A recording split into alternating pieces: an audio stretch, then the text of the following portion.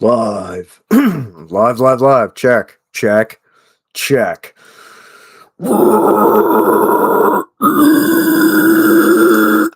Check one, two. Check. Check. All right. Mic is good. Camera, still the same camera. All right. Welcome to the monthly Q&A. General shooting of the breeze today. December 2025. Last Q&A for the year. Pretty crazy. This year flew by for sure. Yeah. Let's see if anyone pops in here soon. But as always, slow mode is on to keep the bots away and help me keep track of the chat. I will be answering the community post questions first. We only have one with a couple of questions in it from ACR Protect. Always appreciate you, bud.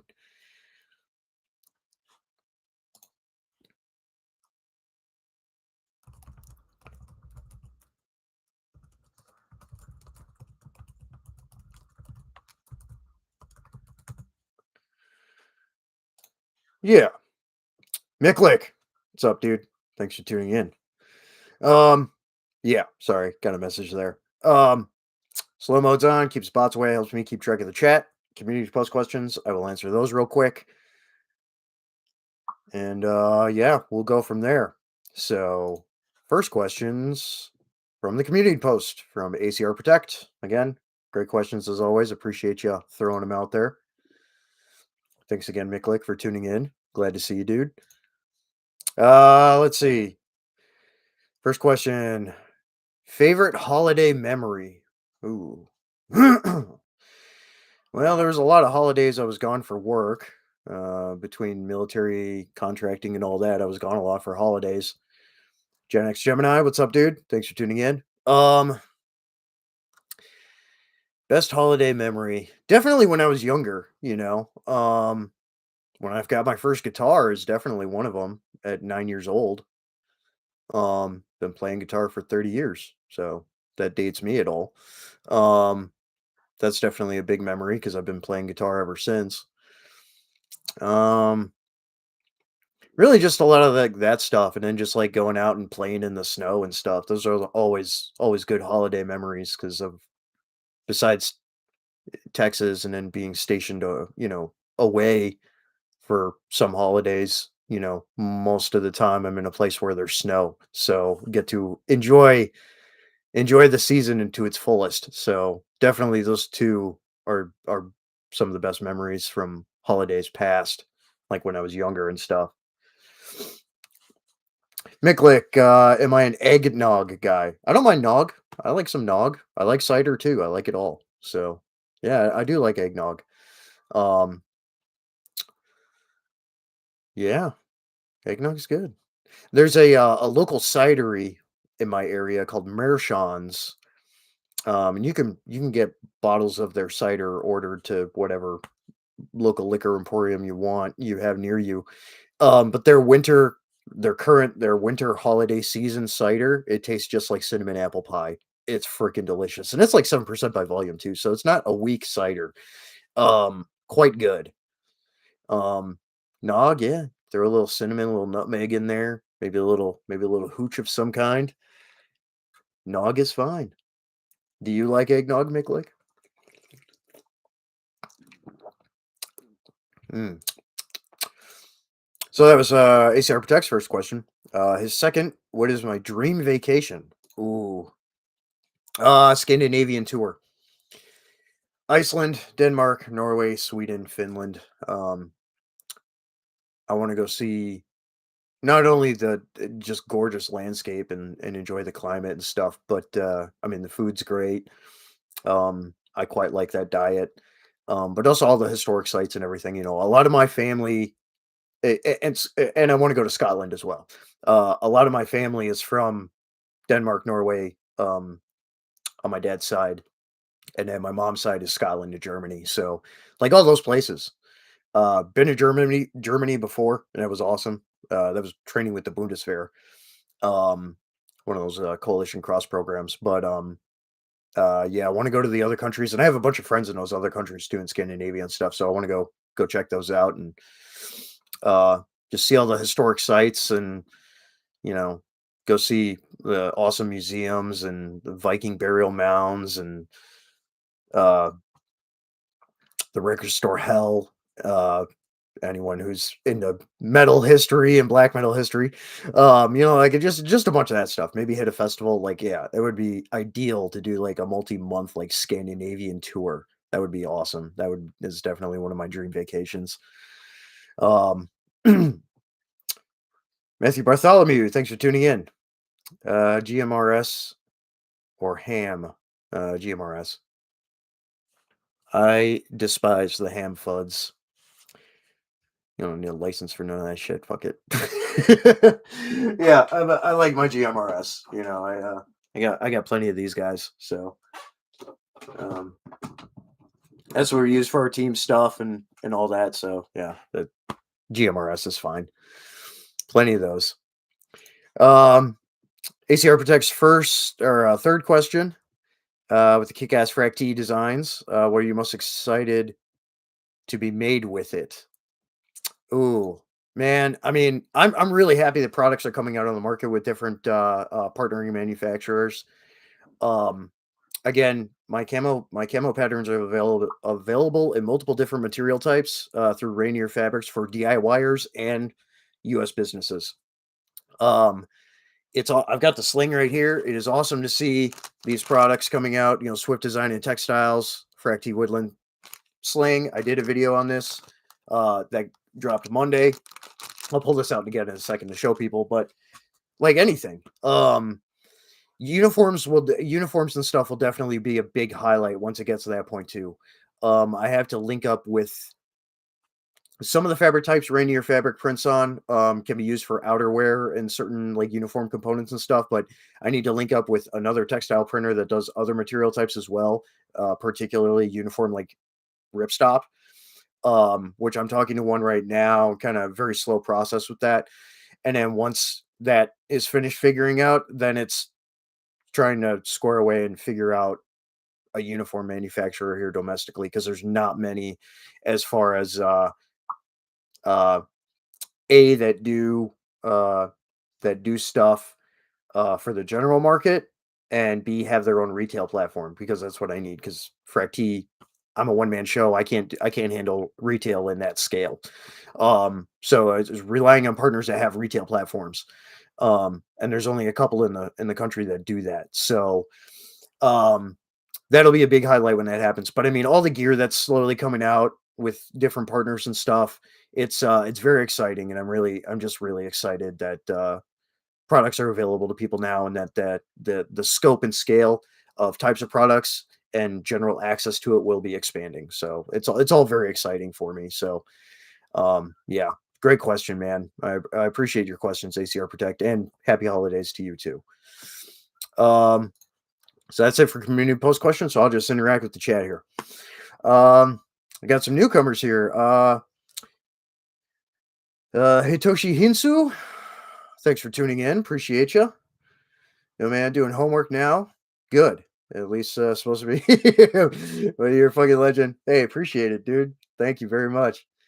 Uh, we by any chance get some spontaneous riffing? It's cool to see different creative processes. Unfortunately, all my instruments are put away right now. I usually don't do any jamming or practicing this late in the day, just because like people are getting home from work, unwinding, and all that stuff, and all that. I set aside blocks of time in the middle of the day for recording and jamming and things like that. Plus, I don't have anything set up right now. Um, I have plenty of guitar jam videos and stuff. I have an entire playlist on my channel, though. You're welcome to go check all those out. Um, but in the future, I'll hook the stuff up for another Q&A at some point, or a live stream with someone else that I end up popping up on. Um, but I appreciate you tuning in, and thanks for the support. Uh, For those that don't know, Eldarion just had an album drop a couple of months ago, The Journey of Heroes, both a full vocal and in a fully instrumental version of the album. Those are both streaming on my YouTube channel here. They're also on all major streaming platforms, Spotify, and all that. Same with Aposticum, one of the newer bands I'm in, black and death metal. Album just dropped last month on all streaming platforms and on YouTube as well. Sounding the Seven Horns is the name of that album. For fans of Morbid Angel, Demigod Apostasy, Evangelion era Behemoth, stuff like that, Belphegor. Yeah, bunch of good stuff out there. So go blast some of our tunes, and we appreciate we appreciate it. Share it far and wide. It's doing pretty well with play numbers so far. So as long as that spreading to the masses keeps happening, we'll be happy. So um but if you have any Hitoshi, if you have any questions about any creative process, just let me know and I'll be happy to answer them for you. um Gen X Gemini, well, what do you add to powdered water? Water. I mean, are you talking like the thick water, or are you just being punny right now? Thanks for tuning in, by the way. ACR, what's up, dude? Just answered your questions. To recap real quick, holiday memories, getting my first guitar, playing out in the snow, dream vacations, tour of Scandinavian nations, for many reasons. Um, and I forget the third one. I already closed that window, but yeah, I already answered those questions. So you had some good ones. I appreciate it. Um, Mick like might pick that sling up. Just bought an axe from Council Tools. Oh, nice. I've heard a lot of good things about that brand. I just use Husky for axes. My buddy has a couple of really nice like Swedish axes and some other old school ones and stuff. So we've got a bunch between us, but I've had good luck with the Huskies. They actually do really good hardening on them and everything. Just needs a little edge work when you get it most of the time, but it's a solid tree axe. But the Council Tools, I've heard good things about them, so that's awesome. I at some point I'd like to pick one of theirs up as well. And insofar as the slings, there's both the padded and then what he calls the naked whatever sling. I think either option, if you do a custom order with Swift, and any of his other products too, any of his other textile products, he can make them in that pattern in the pattern as well. So the camo tote, um, he's got a butt pad, like a seating butt pad, like the your Slavic style for rigs and stuff. Like he's got all kinds of stuff. So anything that he has in his catalog that you want made in the pattern, hit him up with custom order stuff. Um, yeah, it's exciting. Levin, what's up? Thanks for tuning in.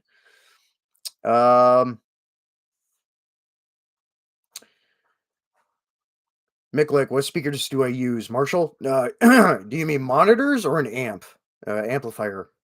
For amplifier, like cab and stuff, I have line 6 for like your studio and practice amps, and then the live rig. It's actually our bass player's rig, because for the Aposticum project we use tube heads, and I have a line 6 solid state head. So it's a combo EVH brand, 5153 tube head, which is one of the factory modded ones. Absolutely screamer, with paired with a EVH cab. I used to have a Fender FM 412 cab, but I didn't realize that the ohm ratio was different on it than what is actually needed for stuff like a Blue Voodoo or my line 6 or whatever. It's only a 4 ohm cab, and the amp heads are 8 ohm minimum. So you're kind of at risk of damaging either one, so you can't do that. So I need to sell that old cab, um, which it worked fine with my old crate BV120H. Um, but yeah, you're kind of risking things with that. Good sound quality on it though. But no, I prefer line 6 stuff. Um, I did have a Marshall a long time ago, but it blew out and it was just, I don't know. Tonality wise and stuff, you've got better things out there like Mesa. Uh, yeah, Mesa, EVH, Vader cabs, line 6 stuff, like all that. Yeah, you have better options out there. So kind of a mix of things. I do prefer line 6 for anything solid state though. It's just got the best tones. For monitors or speakers, like for computer and stuff, I have some nice Logitech stuff. Um, Not like super expensive, like, studio mixing monitors or anything that are, 1,000 bucks a piece or anything, but just a Logitech system, and it works perfectly fine for what I do. ACR beer is looking good, man. Thank you. Appreciate it. Yeah, it's getting there. It's getting there. Finally, back to what it should be. Uh, Gen X Gemini, I'm just be retarded is what I do. Cheers to that, brother. By the way, drinking a Greens Tripel, 8.5% by volume, product of Belgium.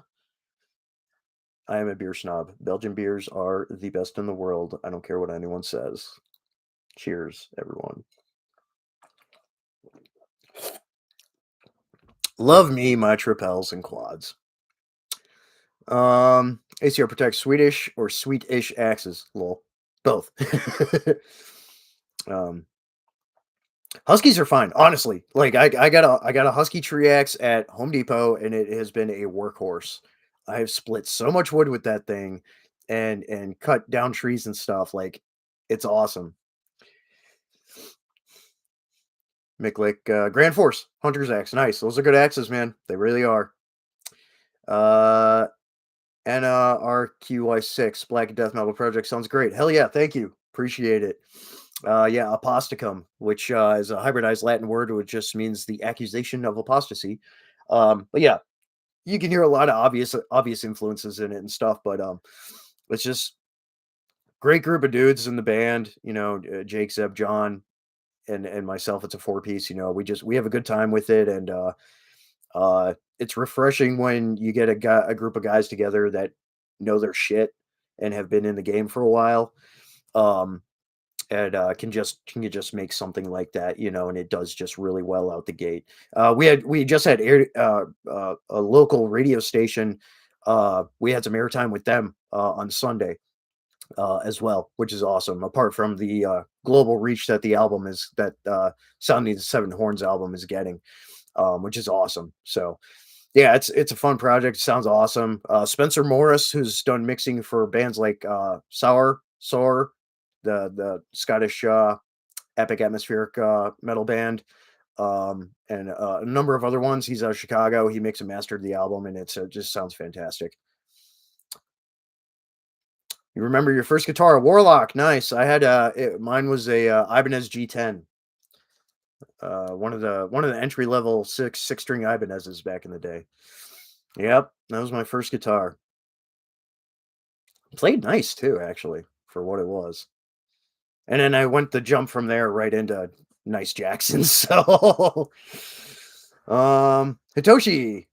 Uh, all right. Specific creative process questions might be common. That's okay. How much is in your head before playing? Some folks can think it all beforehand. Others all feel. Which is you, and does it affect outcome? It really depends. I'm kind of a mix of both, actually. That's a great question.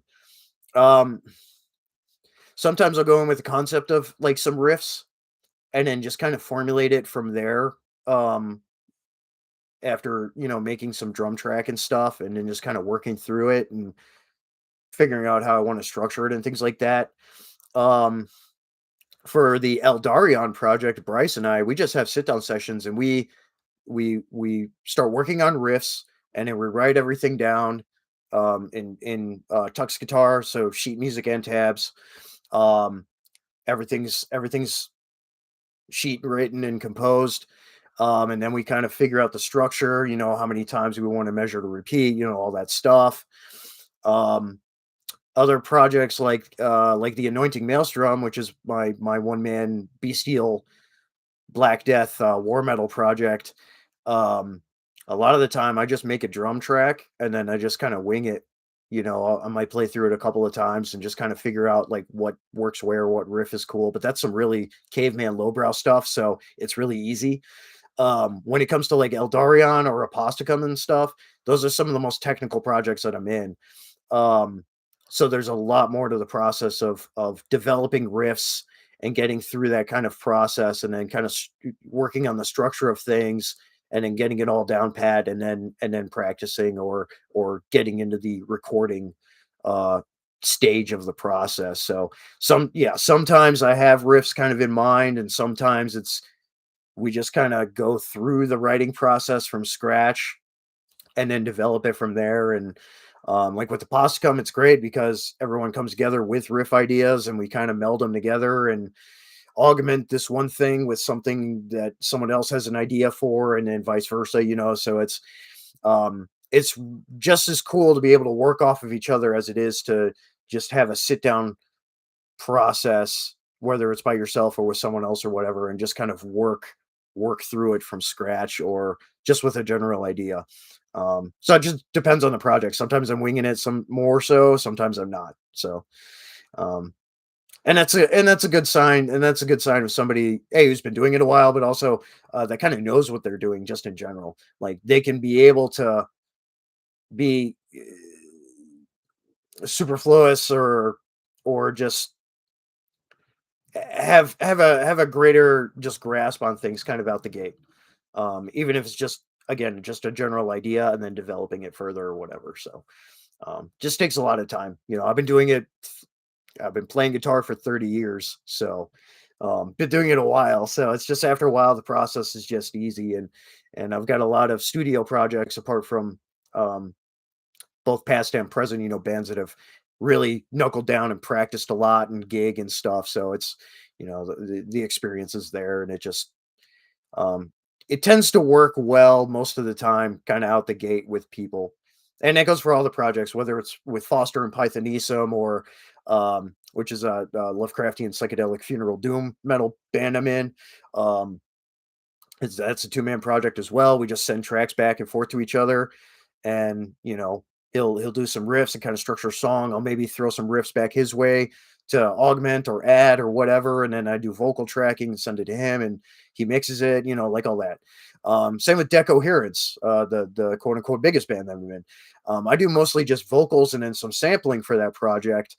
Um, but so Strota will just send me a track after he's kind of got it all figured out. And if he wants me to throw additional sampling his way, I do. I'll create some and send them to him, and then he'll edit and add it as needed, and then I do my vocal tracking and stuff. So it's just cool how it just works out depending on what you're doing involved with the project, and then just how easy it is and how competent the people are that you're working with. And thankfully for me, most of the time it's been very competent people, just over time. I mean, even the first band I was in, I mean, the first serious band, I mean, we went on a regional Midwest tour opening for He Is Legend and Drop Dead Gorgeous. In the I think the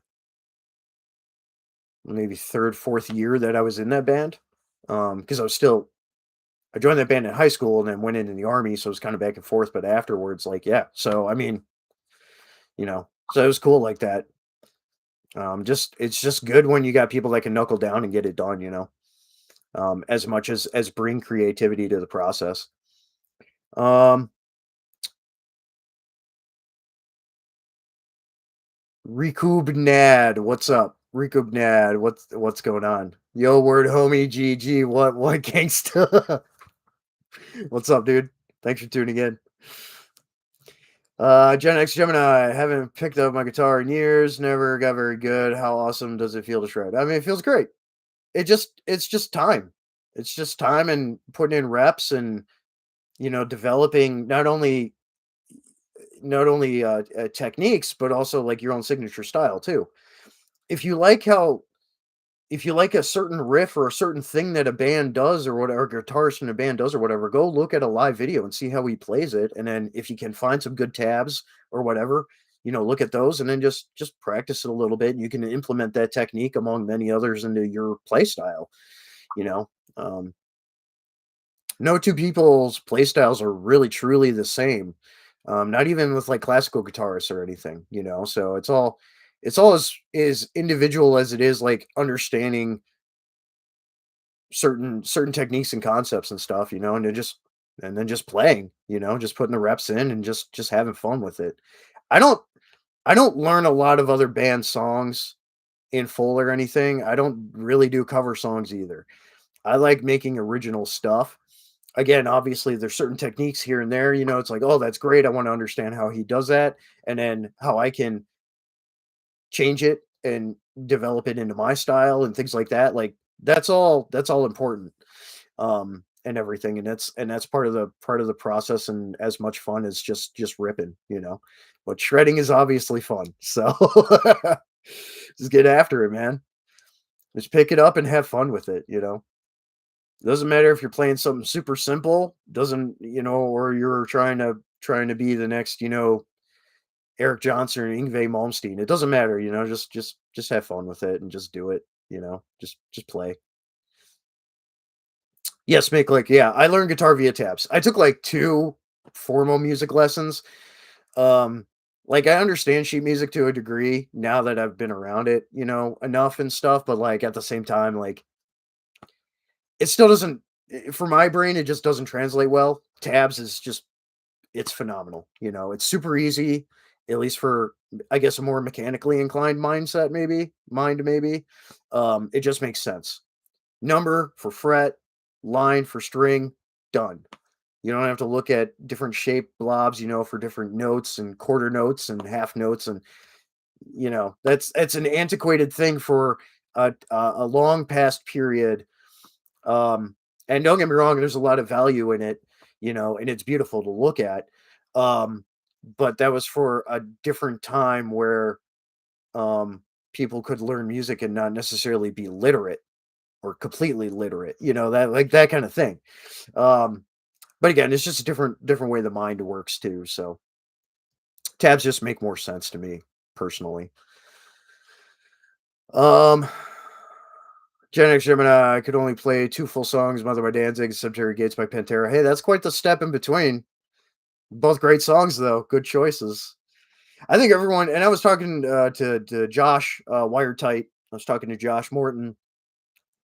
He pulled me into his live stream kind of last minute the other day. 'Cause he was doing some practicing for his band, and we got to talking and stuff. I think everyone's very first song they learn on guitar, if they're going for rock and metal, is Iron Man by Black Sabbath. And then I went from that to like learning Slayer, like really early on. That was quite the leap as well. But like, yeah, like South of Heaven was like the second song I ever learned on guitar for the most part. I still remember a good part of it, but again, I don't really play a lot of covers. Um, just making sure I didn't miss anything here. But that's cool. Yeah, Mother and Cemetery Gates are good choices. Um, Hitoshi, hell yeah. Hell yeah, man. 30 years is low key longer than any relationship in fucking see lol. Right. Yeah, I started playing guitar when I was 9, so um about the riffs, do you write in your head? Has there ever been one you haven't been able to get down, had to simplify? Um, a lot of the time they're in my head. I always have riffs rattling around in my head. I think most guitarists do. Most musicians in general have riffs bouncing around in their head all the time. But like, once I kind of play something, be like, "Ooh, I like that," and then I want to try and remember it. Sometimes I will write it down in tab form if it is a little bit more harder to remember. Or I'll do a recording of it, maybe even take a little video just for personal reference and stuff. It just depends. Um, on how technical it is or not. Um, so yeah, it just kind of varies. Um, but yeah, sometimes you do simplify a riff, or just turn it into something different, whether it's with connotations and accents or whatever. Um, stretch that pinky. Start getting some cool notes in there, maybe a little dissonance, or maybe you need to do a maybe you implement a trill or a hammer off or something, like. And I've done a video fairly recently on that, and just like starting with a riff and then kind of developing it more and more into this structure, and like seeing how it kind of molds and changes. Um, kind of discussed that a little bit in videos before, but yeah, it's just kind of that process. Make like can play. Alcohol and ass. Nice. Cheers to that.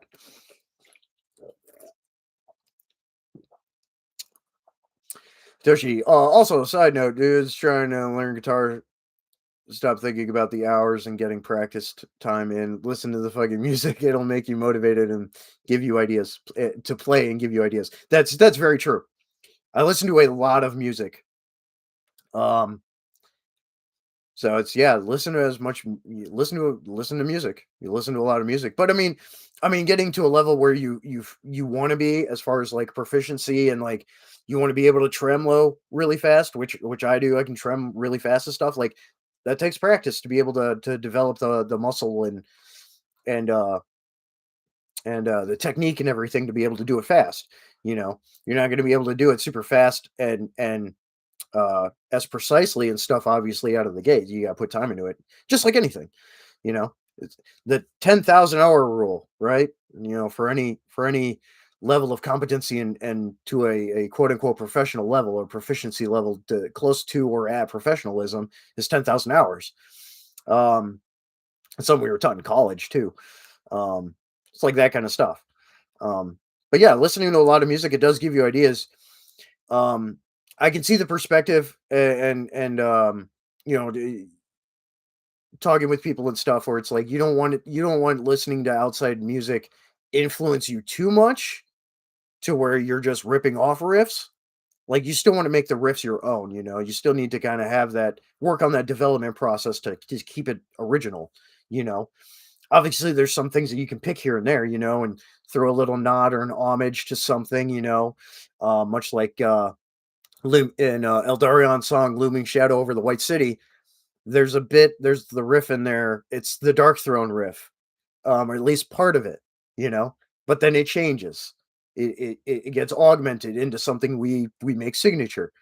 But it's in there. You hear it. So go listen to that song. This is a fantastic song anyway. But I digress. Listening to music is very important, obviously, but you still need to kind of put some time in and develop your own skill. Um, Gen X riffs rattling in your head over rocks. Yeah. I should get my guitar painted in FRAC-T. Um, so that would require like a hydro dip or a custom stenciling or something. Stenciling could be done. I mean, to have like a one-off stencil set made. Um, I've been looking at possibly linking up with some companies for hydro dip options for like firearms and stuff. So it wouldn't be out of the question for guitar bodies either. Um, Nothing's off the table there. Um, yeah. Oh shit, Riffs from the Abyss 666. What's up, dude? Thanks for tuning in. Once you understand basic patterns and the harmonies, playing guitar becomes much more fun. Absolutely. Exactly right. Yes. That's awesome. Thanks for tuning in, dude. Um, yeah.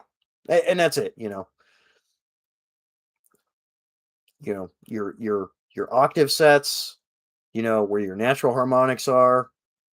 And then yeah, again, basic patterns and hand shapes. Like I don't really even like chord charts. Again, like they just look weird. It's like, okay, where is this supposed to be on the guitar? Because they have them fucking like sideways and stuff. It's like I don't like that. Like that's why I like tabs. It's like, okay, this goes here. You know, you want to show a picture of the hand shape and stuff. That's cool too. That's a good visual learning aid.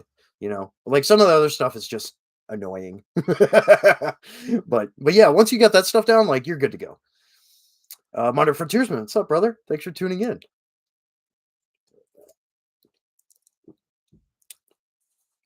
Hitoshi, that's the beauty of caveman black death metal riff. The rocks in your head turn into riffs, and the audience starts throwing the rocks. Exactly.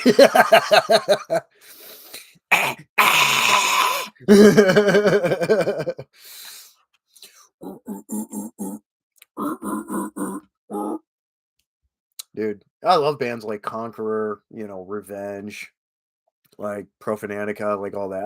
I love Proclamation, like all those bands.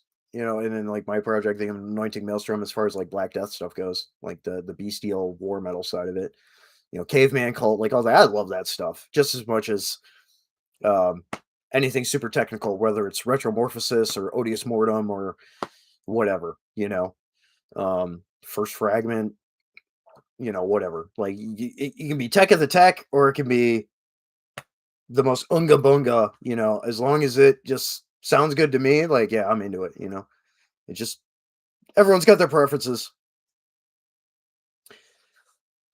but yeah, Black Death is great. I love it. Love that stuff. Modern Frontiersman.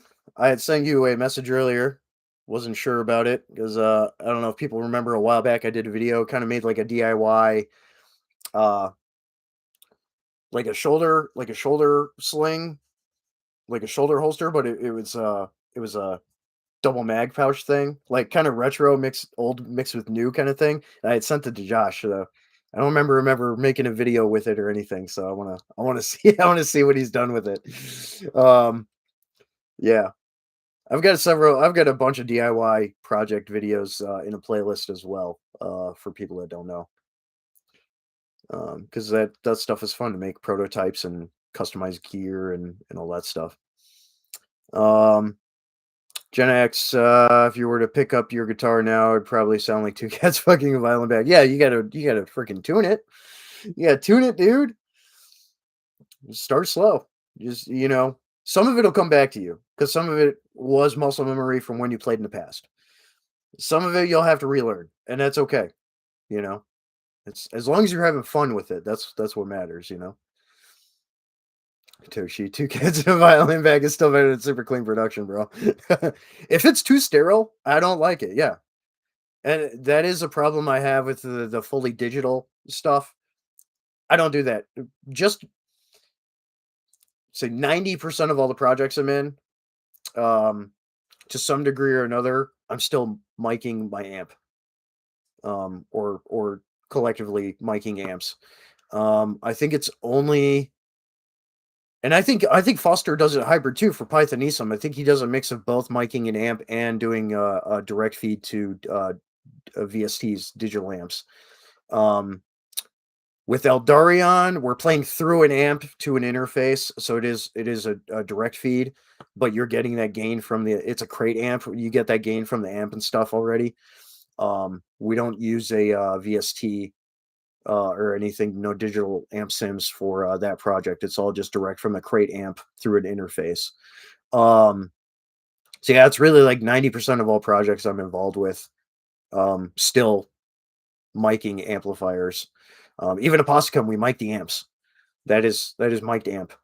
Um, we did make a mistake, and we didn't also do direct feed to interface or to snake to interface um, out of the amps for the recording, but it was such good recording quality that Spencer had a great time with it.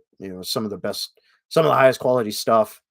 Not not sterile production, but just the highest quality like recording stuff he's gotten in a long time to work on. So that's always high praises and an accomplishment. So um, yes, pick up that guitar and play that shit. Absolutely, that's exactly it. Just do it. Just freaking do it. But yeah, like super sterile and clean production, or like, and I know some of you guys are like this too. Like, you just have the ear for it now. Like, you can tell when it's digital amp sims a lot of the time. Sometimes you can. Some of the neural amps and some of the Line 6 and some of the other amp sims, VSTs and stuff, like they're on point. Like, it's really hard to tell. But then when it comes to the mix master and the production side of it, like people can fuck it all up, and then it gets way too sterile, and it's just like, ugh. And then you can tell sometimes with stuff is snapped to grid and stuff too. Like, you could tell, especially if somebody's not good at programming drums. So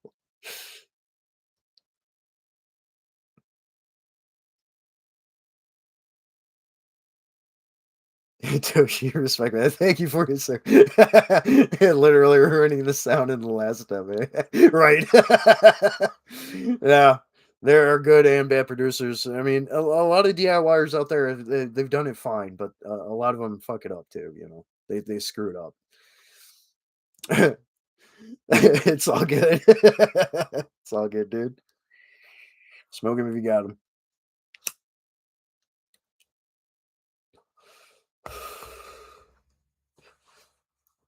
Oh, and for Hitoshi and Riffs from the Abyss and stuff that are in here, I just talked to Rico of Propagator Propaganda tape label out of Germany again. He does all Bestial, Black, Death, War Metal releases.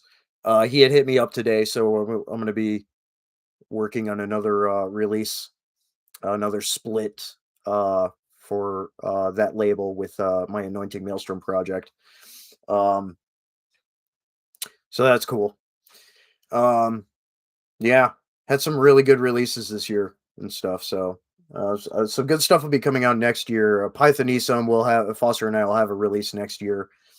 Um, slowly just starting to work on something for that. Aposticum, we're already starting kind of working on some new songs as well. Um, kind of in that development process, that writing and development process of getting some more songs done. Already have one like really nailed down, another one that's pretty close, and then kind of going from there. But and then this whole recent albums material and everything. Um, yeah, and then new Anointing Maelstrom will be coming. Eldarion, I don't know if Bryce and I are going to release anything this coming year since we just did a massive two album release or two versions of an album release, which people need to go check that out and share it around. Eldarion, The Journey of Heroes is the name of the album. If you're fans of like Caladan Brood, Summoning, Can Bard, all that stuff, like that's right up your alley. Tolkien, epic atmo, black metal. Um, Odious Emesis, my brutal death metal project. I'm probably going to work on something this coming year. Been kind of slow on that project just because I've had the other major projects kind of taking precedence. Um, yeah, that's basically the rest of it's just like whenever the hell I have the time and feel like it. So, and then Decoherence, we are slowly working on new material for another Decoherence album. Um, Stroda and them have been really busy over in the UK. But he sent me a couple of tracks a little while back, and I did track vocals for him and sent those off. I think it was 2 or 3 songs. So we're kind of getting there for an album, for a new Decoherence album as well. So all good things coming. Outside of that, just focusing on the Camel brand biz, which I'll break this sling out here. For those that have not seen it, I have and do not know, I have a camouflage brand that I started at the beginning of the year, and some of the first products are on the market now. So Swift Design and Textiles, padded sling, and my FRAC-T fractal spectral camouflage systems W or woodland pattern. Let me break it out here. This is a rifle sling, not a guitar strap. Although you could probably mod it to do that, but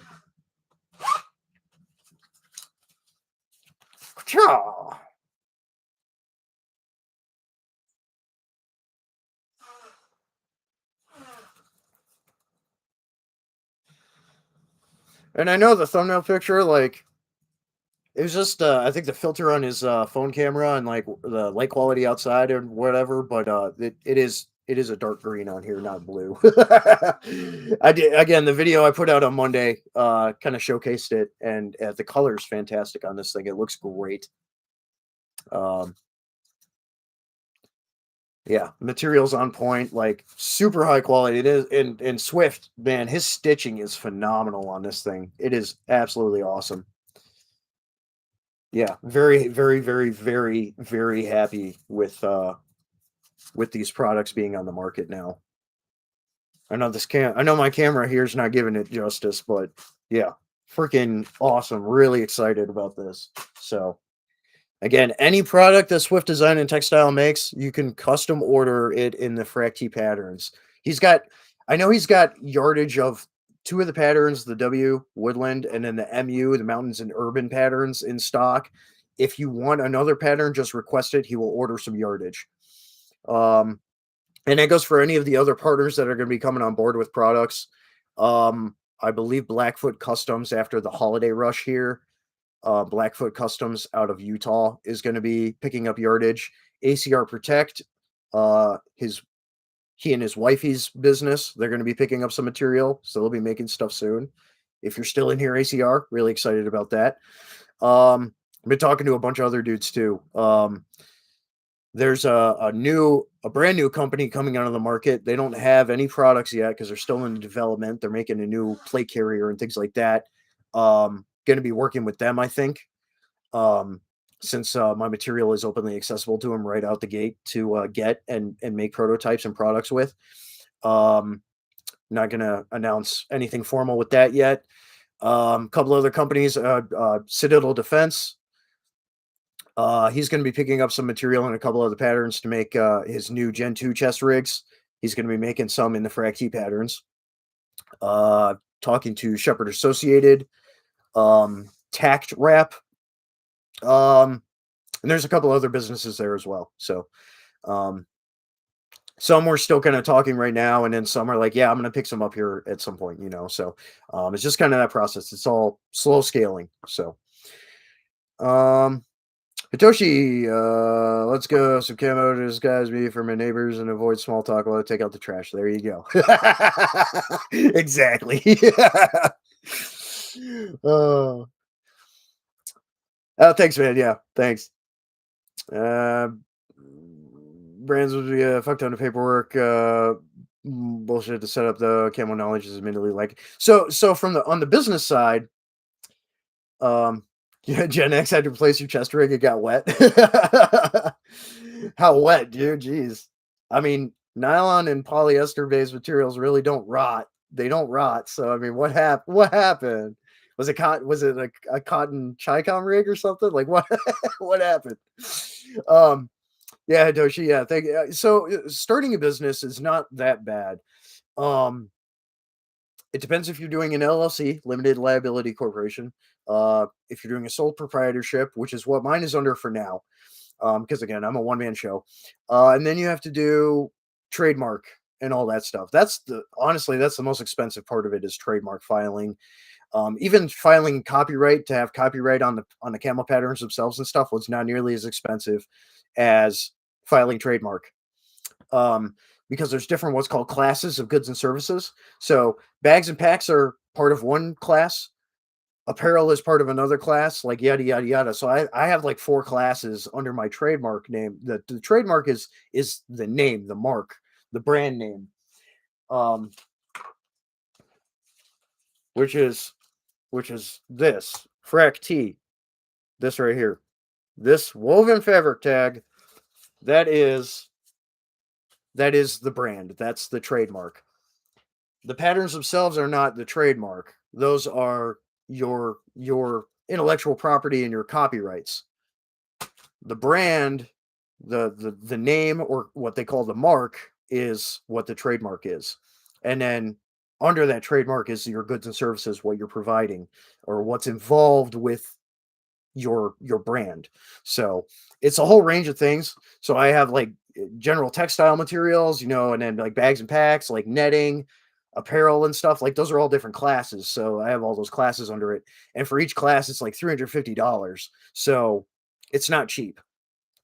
I think in total for everything with trademark filing, I spent about it's a little over $3,500 now. Um, and that's just to get that part started. And then it's, you know, getting a website up and all that stuff. You know, I'm not doing any retail again. So all of my stuff is intellectual property licensing. So licensing to the textile printer, licensing with some of the businesses that are substantial enough to be doing licensing royalties and things like that. And then the other investment, the provision of branded woven fabric tags and like all that stuff, like that all costs money. So it racks up pretty quick. And before you know it, you're 8 grand in to an investment to start a new business, even with that limited scope of stuff, not even having a retail platform. And that's where I'm at right now. But again, it is investment. Short-term debt, but long-term investment. So This is kind of how the process starts. You have an idea, you formulate it, you design your logo, you get the mark, which is the name, the brand name, and all that stuff. You start developing products, concepts, and like all that stuff, and then you go with your development process and everything while you're filing trademark and all that stuff. So, yeah, I mean, you can start the website and all that before you have your trademark and all that, and that's fine. Once you have your trademark filed, it goes under that TM mark next to a name, a brand name. That's trademark. You can use that until it goes to full registration, and then you can use either the little R with the circle, registered trademark, or you can continue to use the TM trademark. You can use both. Um, at some point, I will have to switch over to the R, registered trademark, which actually will be happening shortly. But I digress.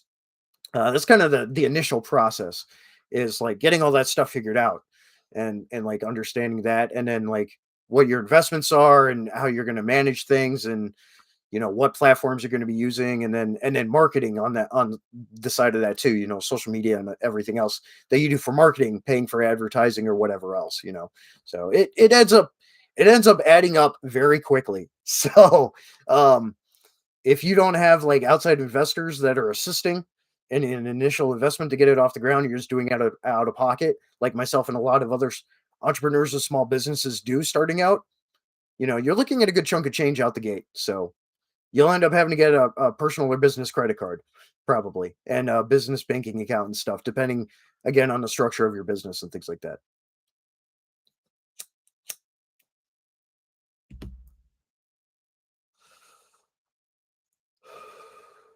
Gen X, you're using paper gift bags. You're broke. I can understand how that would fall apart on you. Honestly, dude, if you can just find some scrap of fabric, you can stitch together. You can do it by hand. You don't need a sewing machine. Although that helps, you don't need a sewing machine, but you just stitch together a chest rig or a bandolier or something by hand, so you have something. Um,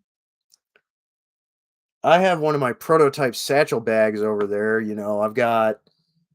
I have some old Ranger Green raw nylon material that I do make like prototyping, and I do prototyping and stuff like that with. I mean, if you can scrounge around some scrap material, you can make something that'll be a lot more durable than paper. If all you need is a needle and a thread and some scrap material, some scrap fabric or whatever. You can make it out of uniforms if you need to, old clothing uniforms or whatever, if you need to. You got an old pair of denim jeans or whatever, dye them. You can coffee dye it or whatever.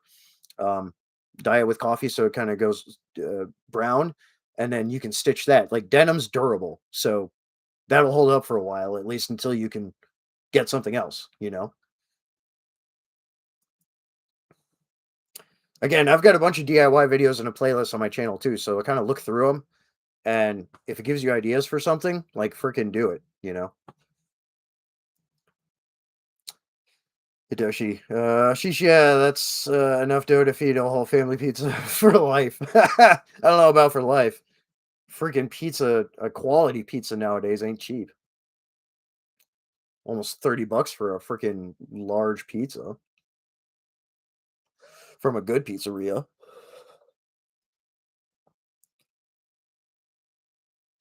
So that adds up fast. But haven't watched my vids on camo. That's okay. What was the market you're filling with your specific camo pattern, or is it the material curious? Um,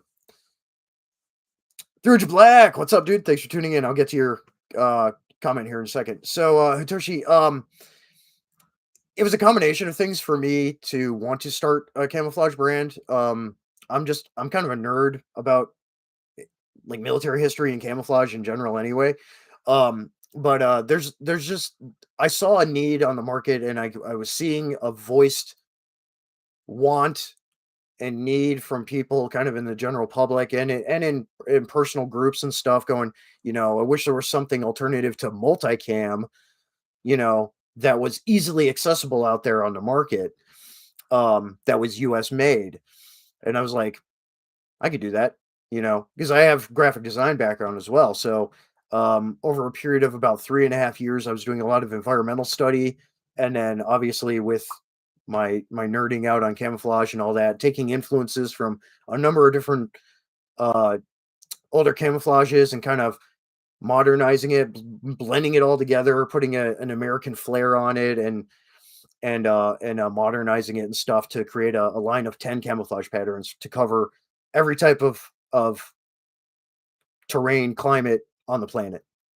Um, and then, you know, it took a little while. It took about 7 months, a little more like 6 months to find a textile printer that had kind of the system in place that would work with my camouflage patterns because they're not kind of like in the standard older style of how camouflage is printed on a material. It needs to use digital printing because it's a larger section of material with pattern randomization.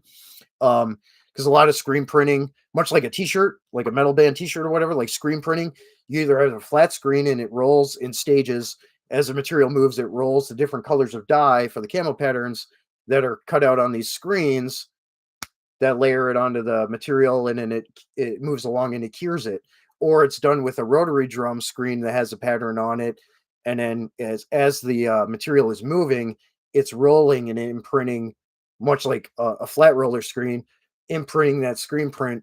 That those are old styles of printing a material, and they're very limited because you can only use a certain size of camouflage swatch before it repeats. Mine are much bigger, much more randomized before it starts to repeat over, um, which just works better in the long run for uniforms and goods and materials. So you're not getting that pattern recognition as easily, um, but also it's a more naturalization, so it better blends to the environment. Those are some of the qualities of others with my camouflage compared to others out there. Um, so this is that kind of process, but like, yeah, there was a big need for it, and I was like, I want to use something different. I love M81 US Woodland, like the old school woodland camouflage, and I still use it, for the time being until my stuff gets printed on for uniforms and stuff. I still use that one because it works better in my region. Multicam is crap in my region, except for like a very short time in autumn. Um, it's too bright. So my woodland pattern has a little bit more of that soil compatibility along with the foliage. I know this camera quality isn't great, but you can mix this with Flectar and you can mix this with multicam or whatever if you want to mix and match camo stuff. Like you can do it. It's going to help break up profile and stuff. You're going to have it. It's breakup of profile through contrast, where some stuff is lighter, some stuff is darker, and then what the light and shadow manipulation does to the patterns and your silhouette and your shape and everything with a contrast of colorizations in a natural environment based on your region and things like that. So it gets kind of nerdy and technical, but like there's all that. Um, so there's a lot of number of things to why I started the brand. But those are some of them. And yeah, just people wanted something different and something that worked better for their respective regions and environments. And I was like, yeah, I can do that. So I did. um, yeah, 300 Black. What's up, man? Long time since I caught one of these. I only do a Q&A live once a month, so you're not late for anything. um, one for electronic warfare. Nice. Bro, took your advice. Going to do 8 years and try Lockheed. Suspend December 16th. Thanks to hey, congratulations. Get after it, dude. Electronic warfare is a good gig to get into, especially if you're going to go into that side of the private sector after. Big money. You'll do just fine. I've got another buddy who was in the Navy that did electronic warfare, and he works private sector, kind of doing some similar things and stuff. Yeah, he's very well off. So it's a good job to be in the military, and it's a good job to you have a lot of options after you get out as well. So that's awesome, man. Congratulations. Good luck to you. Just freaking do what you're told when you're told. Keep your head down. Freaking do your job right. You'll be fine. Gen X, I actually do have gear, mostly Nam era stuff. Just try to make fun of myself. Hey, if it works, it works. I personally hate Alice clips, but if it works, it works. Medium Alice pack, it's fine. Uh, you need, for me personally, it's you need the pad upgrades for the Alice frames. Otherwise they're fine. I run a Tasmanian Tiger. It's a little bit longer, like taller, longer, kind of Jaeger or like Longbergen style ruck. I prefer that. It's better for my back personally, but there's nothing wrong with the Crossfire or the Alice or the Marine Corps one, um, the Philby. Like, there's nothing wrong with those rucks. They're perfectly fine. Yeah, me too, Mick. I hate Alice clips. They fuck those things, dude. Robert Ham, hey dude, thanks for tuning in. I can't wait to get a set of FRAC-T fatigues and try them in your AO during hunting season. Hell yeah, dude. That's I'm gonna tell you right now, that's gonna take the longest and be the most difficult thing out of anything related to soft goods and apparel for my patterns is going to be finding a uniform manufacturer domestically. There are only a few, and I was kind of talking about this earlier, but to get more into nuance, there are only a few that have the pipeline that I need for them having a retail platform that sells to the public as much as for military law enforcement and all that, security and otherwise. There's only a few in the US that are both American made and have a direct retail platform. A lot of the US manufacturing companies, they're either just strictly GS supply, so they're just government contracted manufacturers, or some of them that are GS supply also do custom production MOQs, minimum order quantities, which are quite substantial, usually about 500 uniforms minimum, which is very expensive. Um, and then they make those for you, and then you get to figure out how to sell them. Again, FRAC-T, the way it's structured, I don't do retail. That is way more than I want to have to deal with. Plus, I don't have space for that much material, for that much product. I don't have money for that much product right now, So it's like it's trying to find that Goldilocks bracket in which a company will agree, will be down to partner, you know, get them material, and then they make the uniforms, and then we work on, and then that partnership of royalty and things like that. Um, I was talking to one company, they did seem interested, but they were trying to push some of the TA, the transatlantic foreign production, for them, and I was like, I'd rather it be American made. You know, pricing was going to be fairly relative to some of those MOQ GS manufacturers that don't have a retail platform but will make stuff. But that's the problem. It's finding what's going to work for everything. And that's why it took me a little while to find a textile printer in the first place, because I needed to find one that had a retail outlet. Um, because otherwise they expect you to order full rolls at a time, and a full roll is like $3,000. So that's very expensive. And again, I don't have room for that. Um, so it's just a lot more capital and logistical headache than one guy can or wants to deal with. So it's finding that Goldilocks where they already have something in place, they already have a system in place, or they already have partners willing to buy right off the gate, right out the gate in place.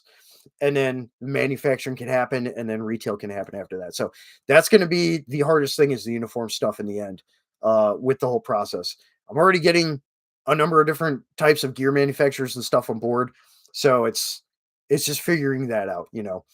It's how much headache I'm willing to handle, as much as how much is capable and is already kind of established with a prospective partner that's American made. So third to black, I want to see a country adopt FRAC-T. Everyone uses multicam. Yeah, exactly. Or some variant. You got multi-tarn with Germany now. You've got Italian vegetato, multi-terrain vegetato, which is actually really cool. I quite like that pattern. But yeah, a lot of them are, and that's a standardization on the nationalized military side. But again, especially when it comes to the W pattern, this can be as much of a standardized thing to either be compatible with those patterns, with that equipment and those patterns, as much as something else adoption otherwise. Um, I was talking to a buddy of mine in Sweden who has a lot of connections with the Swedish military. I don't think they're going to be changing from their M70 camo or their is it M70 or M7 camo anytime soon. It's a cool camo though, but in the future if they do, they may be interested, but I mean that's probably going to be down the line. I don't know if any national military force is going to fully implement, but um there is some interest here domestically um for a development program right now, but I can't get into that. Otherwise, kind of working with some people on that, so we'll see if it ends up kind of chalking up to anything that does garner a government contract, but um, it's kind of whatever. We'll see. That takes a lot of time as well, so that's going to take as long as figuring out the uniform stuff. So, just for general manufacturing and access by the public to purchase uniforms. So it just depends. Um, it's a whole process. Um, it would be cool to see though. It would be. But I mean, insofar as like gear otherwise, like it is compatible and copacetic with a lot of other camo patterns out there. Like you can mix and match very, very easily with the FRAC-T patterns based on your region and what your needs are and everything. Uh, Hitoshi, did not realize there was that much to pattern design. Damn. Thanks for the insight. Yeah, absolutely. There is a lot to it. Yeah, absolutely is a lot to it.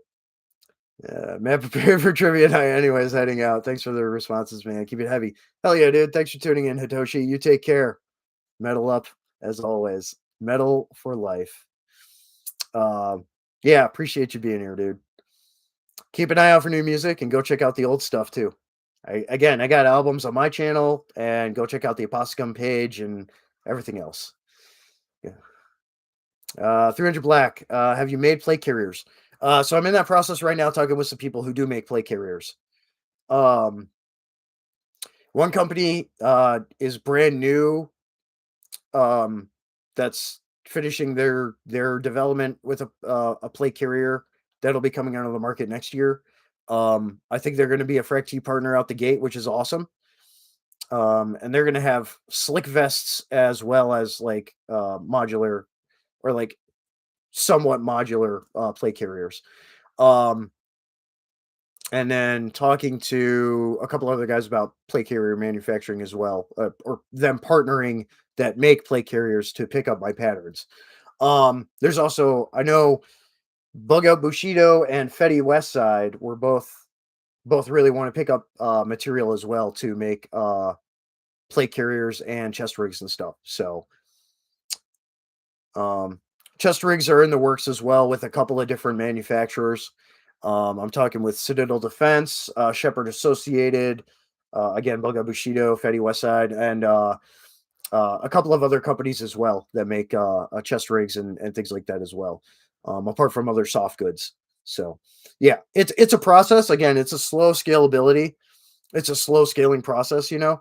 Um, but already have one really solid partner with Swift on board.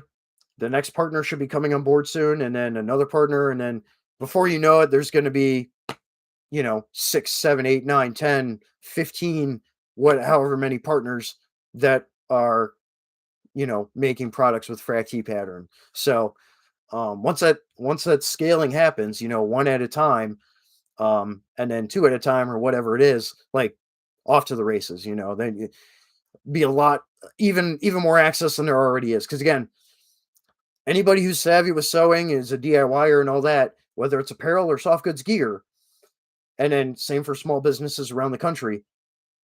You can go order yardage right now in whatever pattern you want in the various material types that you need. So they're all available right now. So um yeah, you know. So I need to see those FRAC-T rigs in the jungle 100%. Oh yeah, yeah, yeah. So the FRAC-T HW and then the FRAC-T W, the standard W, like those are definitely the top two for your tropical your jungle type environments.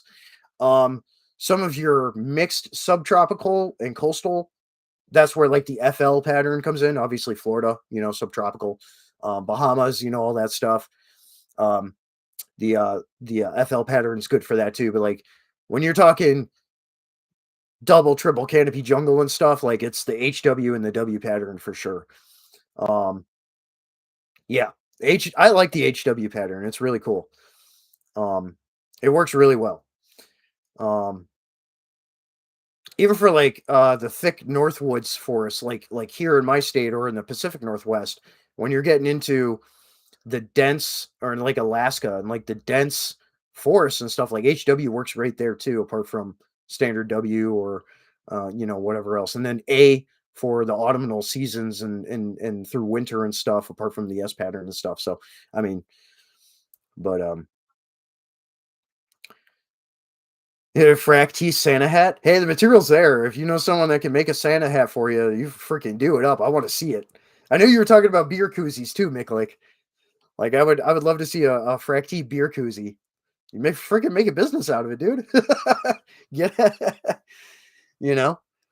It's just like Swift and all these other companies, it's like 1 or 2 dudes that are just make gear to order, make products to order. Or if you go and you just make a run of products, to kinda start, and then you start getting sales and stuff, you you're off to the races, man. Um, Fracty Santa hat would be pretty amazing. I'm not gonna lie.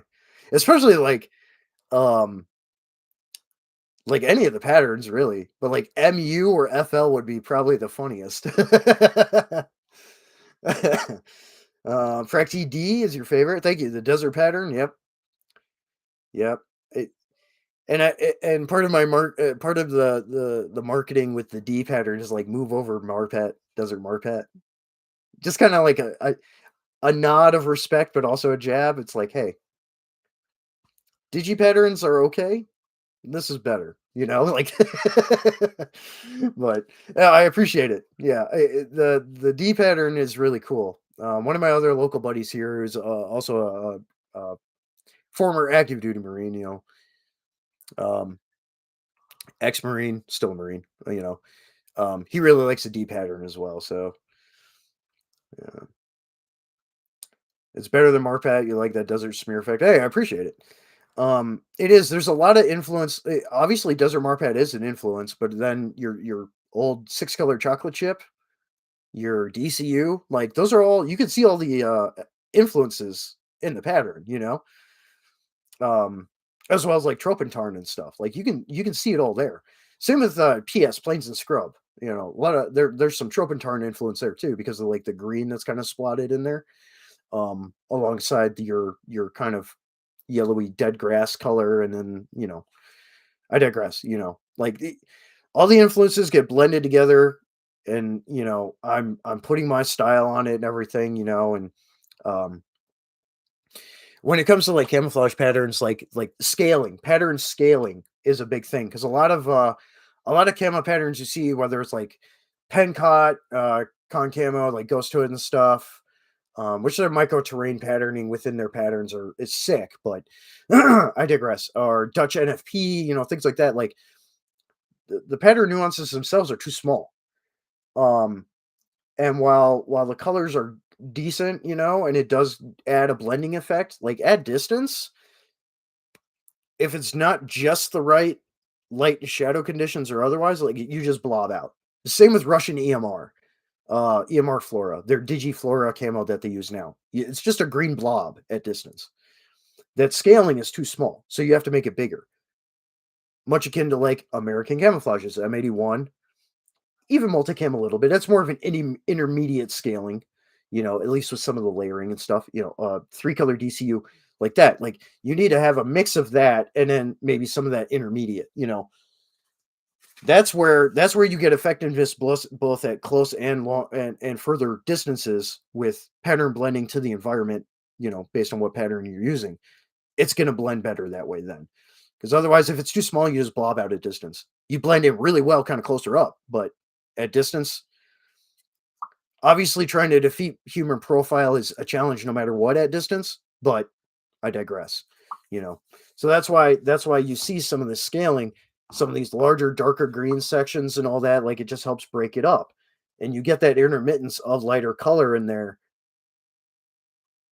So it's kind of a mix. Like I've got the larger scaling, especially the base color is the dark brown, and then that lighter brown that's in there is this pretty much the second largest. The dark green is also a large, and then everything else is in the intermediate to large pattern scaling, over it, and that's kind of that nuance.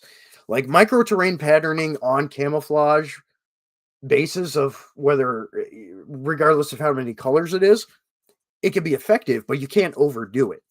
Um, and that's where some companies go wrong is they overdo it, and you see it with different patterns. So, um, Ranger Black, have you tried applying any of the FRAC-T variants to any firearms? No, I did. I did mention earlier, I think before you were in here, that I am looking at talking to some hydro dip companies to provide that option because there's a couple of major rifle manufacturers here in my state, BCM, ADM, and a couple of others, and especially ADM. They love to do Cerakotes and hydro dips on their stuff.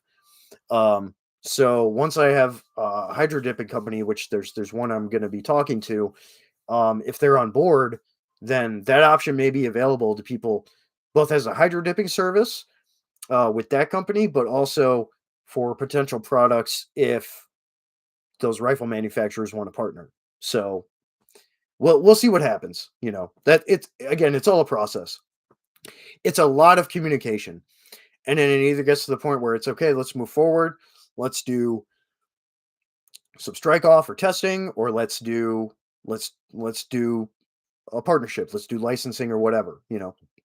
Or it doesn't, and you get ghosted, or just hey, this not kind of you know not on the same page or whatever. Okay, fine. You know, whatever it is, and that's fine. So, but it's a process. So, also some really cool stencils out there. I know Primary Arms has some, and there's a couple other companies that have the rifle painting stencils. Um, you could do you could do a mix of woodland stencil and flecktarn stencil, and it would be very copacetic, complementing FRAC-T camouflage um, for soft good gear and uniform and stuff. Otherwise, like you could do it with those two stencil types, like layering them, and that's going to get you in the ballpark. Not exact by any means, but it'll get you in the ballpark of something that will be uh, that will jive very well with FRAC-T stuff. So, kind of pro tip for people who like to use the stencils and things like that, for rattle canning and stuff. That's a fairly easy way to do that. Um, was that an intentional choice on my part? Maybe to be able to do that, but um, yeah, it's a fairly quick way to be able to do that, and then you just need a couple of the Rust-Oleum outdoor camo spray paint colors to do it. So I can see those flying off the shelves. Those designs are truly clean. Hey, I appreciate it.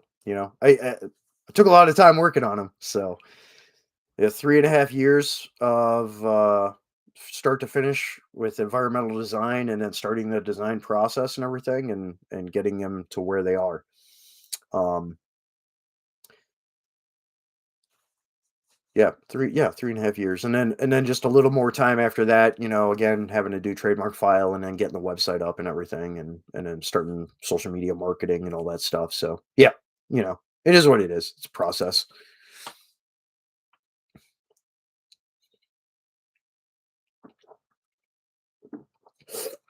Damn, already been going an hour 20, nearly an hour 20. That's awesome. Man, you guys got me going on tangents here. Great questions and topics, though. Freaking keep them coming, everyone. Keep them coming. Anyone new who's come in, say hey. Questions about anything, topics of whatever. Freaking throw them out there if you want.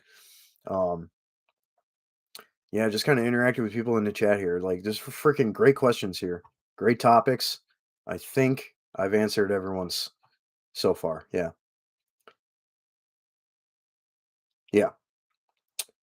Scalability is it's just that process of communication, establishing, and then partnership. whether that does or doesn't happen with whatever manufacturers, entities, whatever. So I did see the boat, the raid on the Venezuelan boat. Yep, that was a joint Navy and Coast Guard operation. Yep, and I've been saying it for a while. And a lot of people don't know that the gas brand or gas company Citgo. You see them all over the U.S. There's like 40 something thousand Citgo gas stations across the country. That's Venezuelan state sponsored oil company. You know, so whenever you get gas at Citgo, you're putting money into Venezuelans' pocket. Yeah, it was pretty wild. Classic air assault VBSS, vehicle, or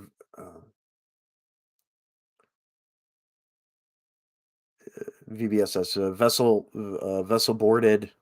um, vessel boarding, something something. I don't know. I wasn't in the Navy or whatever, so but it's called VBSS. I never did maritime, so yeah. Dude, the Coast Guard always kinda has been going crazy at it, man, like, I don't think people realize, like, Coast Guard's pretty active, like, they deal with drug running a lot, um, apart from other things, even during, like, World War II and stuff, like, Coast Guard deployed with the Navy into combat zones. Like, they were doing combat stuff, they were doing combat patrols in the Pacific and the Atlantic, you know? Like, they have ships with guns for reasons, Same with the helicopters and stuff. Just as much search and rescue, but, like, yeah, they're very active. Um, they get the raw end of the deal because they got removed from the DoD and put into, a couple of different government agencies. Now they're under Homeland Security. They kinda got the raw deal like that, but, you know, I will show love to our puddle pirates, but, yeah, they're very active. They are. Yeah. Yeah, yeah. They're very busy.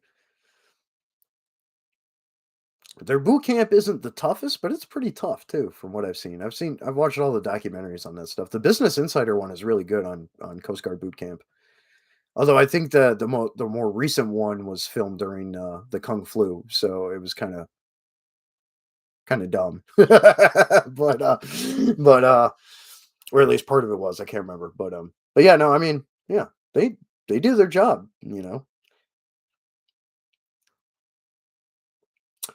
Yes, 300 Black. I have. Yeah, 'cause I have friends in Ukraine,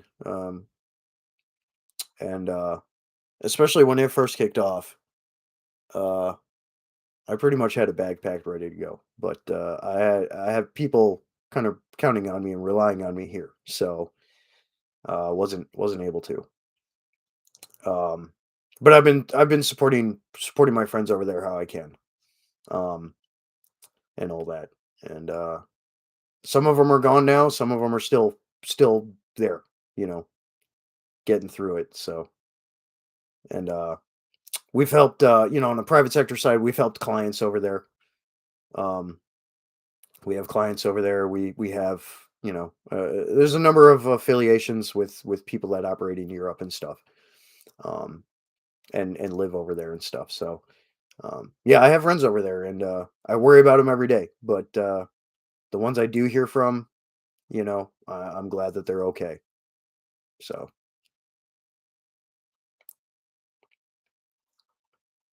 Mick, like, what's my favorite memory from the army?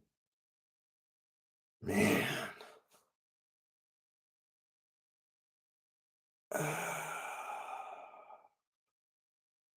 just being with the boys, you know. Just all the time, just being with the boys. Like, we had our little group of, like, metalheads, and then, like Magic the Gathering and 40K players and, kinda that nerd side of it, but, like, just being with the boys, you know? Um, those are my favorite memories. And we have plenty of those good memories, um, alongside everything else good and bad that happened. Um, but it's just being with the guys.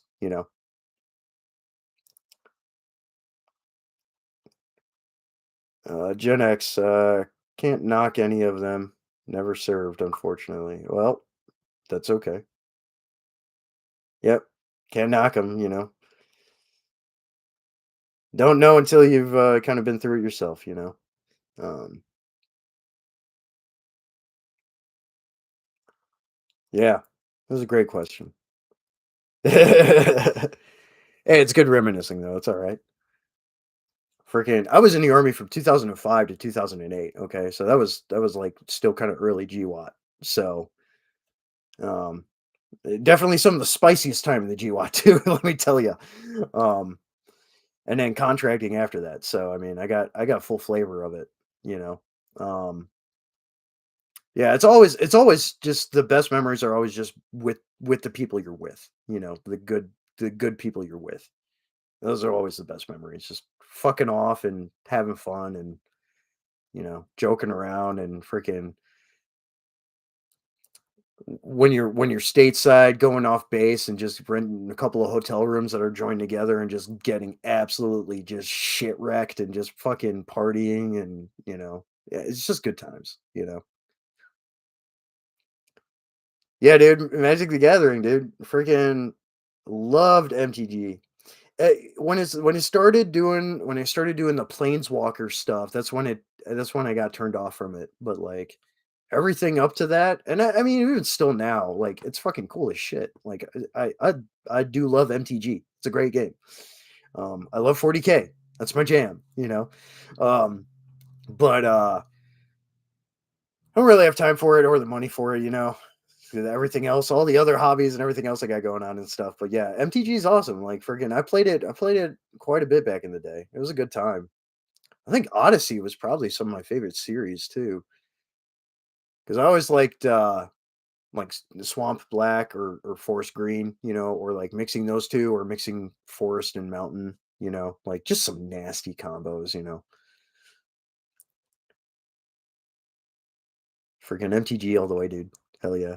Yeah, exactly. 300 Black. That's always the answer.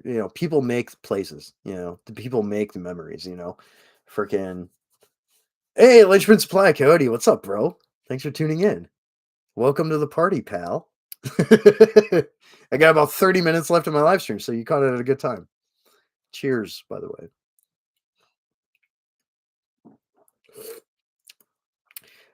Did I ever get into Pokemon? Pokemon cards for a very short time, way back when like they first came out. Um, I mean, I think for both of us, Mick, like that was probably like middle school, early middle school, for a very short time. My brother really got into it way more than I did, but like I was already kind of ebbing into MTG because MTG had been around longer. So for a short time, but I was like, okay, this isn't nearly as cool as MTG. So not really. Otherwise, though, I just did a little bit of card collecting and game playing for a bunch of those for a while. The Star Wars card game back in the day. Anyone remember the old school Star Wars card game that was like Magic the Gathering and stuff? That game was awesome. I played the hell out of that game too for a long time. Um,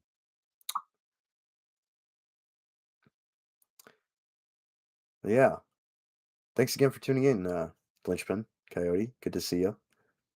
300 Black. I don't think I ever asked what your job in the military. I was infantry in the military. I was a grunt. How did it help you after? I mean, it did and didn't. you know, that was yeah. I was first. I was 130, Third Brigade Combat Team with Third ID, and then for a time I worked with TRADOC and the Movement Center for Excellence under the 19th in special programs and coalition programs for training and stuff. Like at the leg end of my my enlistment in. But yeah, I was infantry. Otherwise, I was a rifleman grenadier. Um, Helping after, I mean, you have some job prospects. Obviously, there's certain sectors that you can really get into, private sector, PMC work, and all that. Obviously, which is what I went into. Private sector security, executive protection, all that. Like that's the field I went into. For a time, I thought about going to the agency, but you really got to prove yourself if you're not freaking special operations. Um, maybe being like a field officer, paramilitary officer or something. But the private sector was much more um, lucrative to an extent, and just kind of in that vein on the private sector side. And I mean, you've got other job options. You got law enforcement, you got firefighter, EMS. You got a number of different things if you don't decide to just completely shift fire and go into entrepreneurship or whatever else, or some other just laborious job, which it all has crossover from infantry because you're doing a lot of labor, general labor. So whether it's general contracting, being a lineman, whatever it is, like you have a lot of options, but don't expect to don't expect to be taken seriously trying to go into med school as a former grunt unless you can score really well on all your tests. You have the acumen for that. Yep, 3rd Infantry Division Gen X. Yep. Um, but I mean, yeah, going into private sector and then some of the options that otherwise, that kind of came from that were fruitful, and I mean, starting my own business this year and things like that, years after. Um, so I mean, there's plenty there, but I mean, as many know, there's a lot of baggage that comes with it too. So there's a lot of things you got to kind of get over and deal with. Um, yeah, I did. I love the M203, dude. Mick. I love the M203. Yeah, Gen X. Yeah, 3rd Infantry Division. So I was a Benning baby. It's known for Fort Benning, Georgia. So it's 3rd Infantry Division's divided between Fort Benning and Fort Stewart. And they're both in Georgia. I was a Benning baby, so I was down in Fort Benning. 130 is down in Benning. Um, Sledgehammers. Um, yeah, I like being a grenadier. I love the M203, dude. I miss having a 203. I love that thing, dude. Um, Rabbit Ham. It's like a lot of us grunts. Yeah, exactly. The military didn't really promise us anything when we got out. Yeah, all I had were my hobbies to get into the job market. Yeah, I mean, pretty much. And I was already, already a musician before being in the military too. But like, it's very hard to make being a musician, especially nowadays, make being a musician a career. So you gotta do something else. A lot of professional musicians I know have freaking day jobs still. So they'll go do a tour, then they'll go right back to their job or whatever. Or they're working while they're on tour, if that's a remote job or whatever. It doesn't it does a lot of jobs it doesn't matter, like, unless you're going full bore into that job, like, yeah. Linchpin, ever go on a spur ride? I may know it as something else. Again, different time period. May know it as something else. Like I've heard you mention a spur ride before. Give me a little definition on that because I probably know it as something else. Gen X, cool. One of my best friends is also sports the broken TV patch. Nice, hell yeah. Buy him a beer for me. 116 Cav. Okay, nice. Yeah. So I was like Siege of Soldier City. It was first Cav. I forget exactly which, you know, under that, but like first Cav, we were trading off back and forth with them. 300 Black. Any advice on how you can work different countries as the UK doesn't operate like DoD? Plan on joining the paras after 2 or 3 years because you'll be fitter. Hopefully improve odds, but anything else to help. Oh yeah, you're in the UK, aren't you? Right? Are you in the UK? 300 Black. I can't remember where you're at. Um, I know the British paras run like crazy. You will run a lot in the British paras. Yeah, French Foreign Legion. I mean, that's a tough gig. That is a hard job. I know two dudes that are in or were in the French Foreign Legion. Sammy, one of them I know, Sam. He got out of the French Foreign Legion a couple of years ago, but he was in for yeah. He did I think 5 or 7 years. The other guy I know is in still.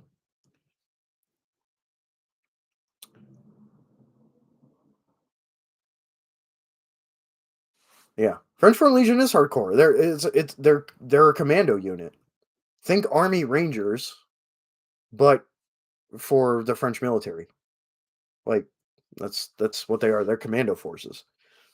They it is a that is a hard job.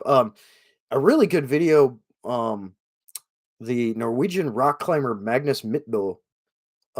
He went and did like the French Foreign Legion like assessment and selection like thing, and they did not go easy on him. They beat the shit out of him. Like French Foreign Legion is a tough gig. Um, certain kinds of people go to the Legion.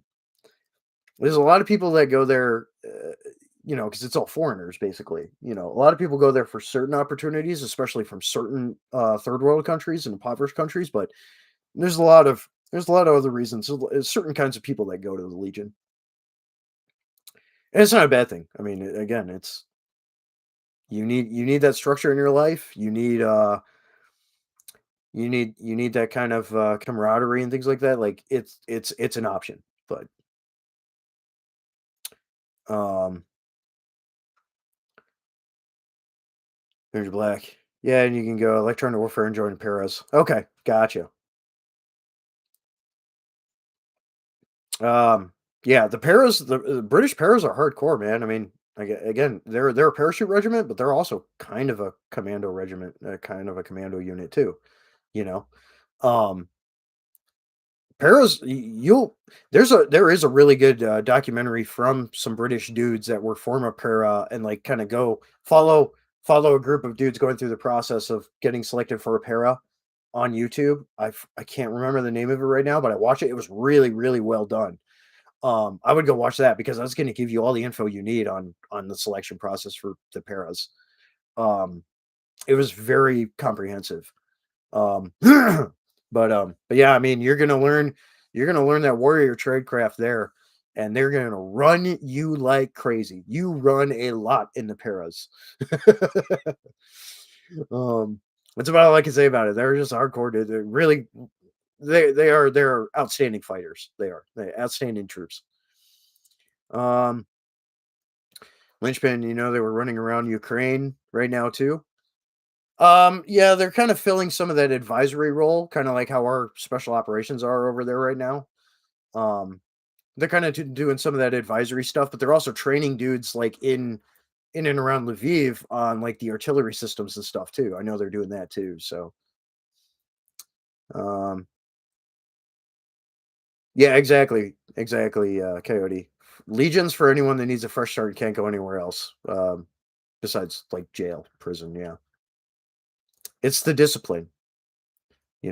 As much as any semblance of yeah, stability. U.S. military has a foreign soldier exchange program. Could become a foreign advisor. Yeah. The advisory program it's been changed since you were in, Robert. It's a little more intricate than that, but yes, I mean that still exists, but it's very selective, and I mean it kind of partially got folded into coalition cross training program stuff. Um, like the leg end of when I was in, they were starting to do more of that transition of restructuring that program specifically. Um, it's very interesting though. Rebel Spirit, hey dude, thanks for tuning in. Hey big dog, congratulations, big time on the sling in your camo. Thank you. I got it broken out here. You know you want it. You know you want it. I know this camera quality is probably terrible, but whatever. You know you want it. You know you want the FRAC-T sling. Swift design and textile. And that's upside down. Swift design and textile, baby. I'll throw the label up there again. Made in the USA. All made in the USA. Thank you. Yep, pretty excited. And I was talking about it earlier. Scalability. It's a process. Just scalability. More manufacturers are coming on board slowly. The next one should be relatively soon. That makes different kinds of stuff. and then the next one will come on, and the next one, and before I know it, it's going to be a full line of partnership companies. So, of all the stuff that you can think of that you would need. So, very excited. Yeah, really happy about it. Um, There's Black. Yeah, it's tough. I've heard will help you get work out of the UK. I mean, depending on what you want to do for work out of the UK, yeah. You want to go private sector? Yeah. I mean, it's going to give you as much job opportunity as electronic warfare. Electronic warfare is probably going to give you more job opportunity, honestly. But if you want to continue doing armed stuff, you have options, especially with the para background, working for Aegis Group or whoever, you know. Micklick, favorite MRE, dude. Well, yeah, remember the time period I was in. Some of my favorites, obviously, like spaghetti and meatballs, tastes like Chef Boyardee. The meatloaf, I loved the meatloaf. Um, Cheese tortellini. The Spanish rice wasn't too bad. They were honestly all good except for the vomelet, the breakfast omelet. We had the misfortune of being in that period where we had the vomelet on our menus. Everything else was fine though. No complaints on anything else. I quite like the meatloaf. It was really good actually. Very savory. Never heard of it. You'll look into it. Yeah, yeah. It's somewhere out there, 300 Black. Giants Gemini, off to lunch. Take care. Take care, man. Thanks for tuning in. Linchpin, just go Delta. Anyone can try out, even civilians. Well, you've got the you've got the civilian pipeline to the 18 series to special operations. That's true. Not Delta though. Not right out the gate anyway. You got to get to special operations. You have to get to Green Beret first, before you can go to Delta or CAG selection, whatever they call it now, selection. Well, if you're going civilian, the civilian bridge pipeline, direct civilian to special operations program, you're an 18 series. You're an 11X 18 series right away. You're an 11X 18X right out the gate. Yeah, you know. How much are the slings? You have to look on the Swift textile website. I don't know if he's got them added to his standard selection options of camouflage patterns. When you go look at the slings or whatever other product, you may have to place a custom order. Just message him and you know, you know, do the custom order thing. Send him an email and stuff, and he'll square you away. He'll let you know how much. Perfect. Yes. Well, yeah, just about everyone in Delta is from Army Special Operations. There are a couple of guys that come over from like SEALs or Force Recon and things like that, but it's majority bulk is Army. Just go SAS or SBS, bro. Oh, mate, just go SAS. Dude, the beef stew, yes, lawfully armed. The beef stew is phenomenal as well. Like again, all the menus from my time period in the MREs, besides the omelet, were fantastic. No complaints with any of them. They were all delicious.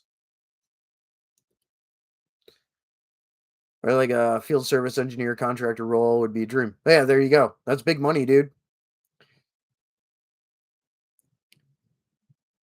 Hell, even look at oil and gas. Go spend some time on a North Sea oil rig. Bank. You make bank.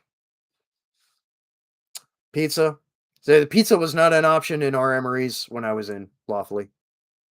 Pizza was not a menu item until 2015? 2012?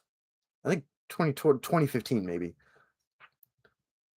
I was in 05 to 08. So you got to look at the menu brackets from that time period, which would actually be menus from 04 to 07, basically. But yeah, like again, no real complaints with any of them besides the breakfast omelet. You eat that thing cold, it tastes like styrofoam. Absolutely disgusting.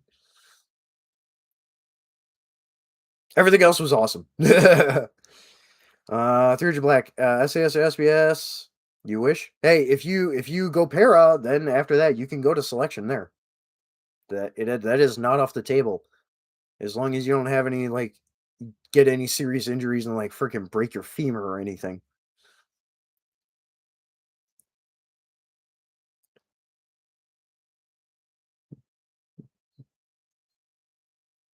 Yeah, you have to be pretty darn fit. I mean, you'll be fit getting through paras. You'll be fit, plenty fit to get through selection, but it's different with selections. You know. You've watched the Channel 4 Who Dares Win specials. Come on. Linchpin. Nope, you can go straight to Delta now, homie. I mean, can you? I don't know if that's a thing. I don't think that's a thing. They're picky. Come on.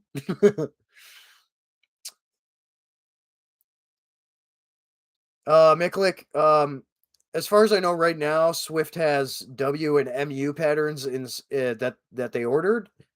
You request whatever pattern you want, he'll order some and make whatever you want. If you're doing custom order, he will make you whatever you want and whatever pattern you want. That's in his catalog of stuff he makes. Absolutely. So he's got a couple in right now, but he can order whatever.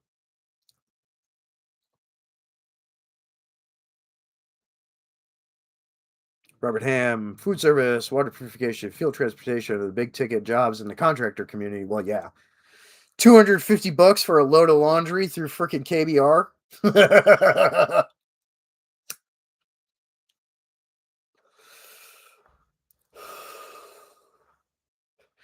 The Worldwide Protective Service contract did pay pretty well. But with that pay comes an elevated standard of living. You know what I'm saying?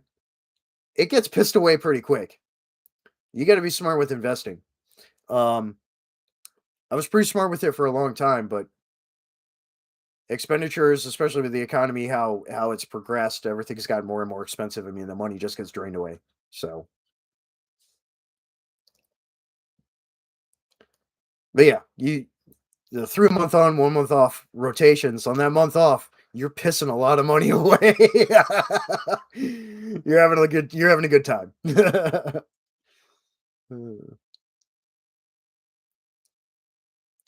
Yeah, I know, Rob. I'm not foreign to any of that. And I have a cousin who is in SOF, as well. I have a lot of associates who um, are or were in various SOF units as well. They are very picky about it. It is a long process. The selection itself, 2 to 3 weeks. I think they just extended it 3 weeks, or it depends on season and class change. It could be 3 weeks after that initial SFAS, that initial selection. Then you got to go through an O course for over a year, and every day is a pass fail. Yes, you have to complete a 40-mile ruck in 24 hours, which our infantry school, infantry OSA, for our Eagle Ruck March, we ended up doing like 45 miles uh, over the course of there was 13 hours. We freaking crushed it. It was awesome because normally the Eagle Ruck March is about 28 to 32 miles. But they asked us, like, you guys tired yet? We're like, no. We're like, all right. So they just kept going. So by the time we had by the time we did our cross rifle, our blood rifle ceremony, it was dark out. So we got to do like a big bonfire and stuff. So that was cool.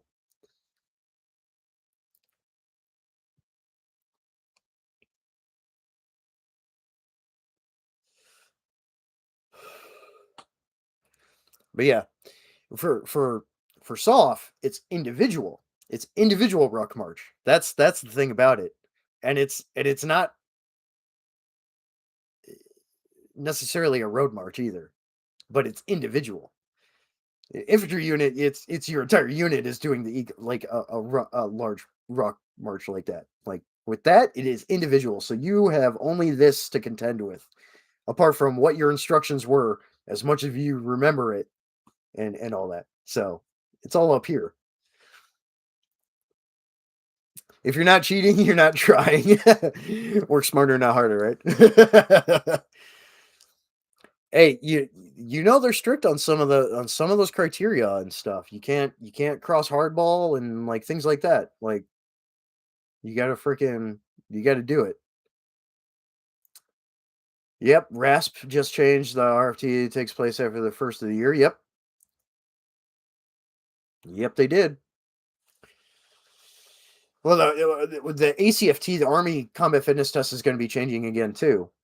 It's ending up. It's going to be a combination of the old APFT that we did, and then the ACFT. It's going to be they're blending them together, which is I think is good. What they need to do is they need to require an obstacle course run with that as well, though. If anyone knows, they know. Freaking obstacle course should be obligatory with it as well. Like you're doing your push-ups, sit-ups, pull-ups.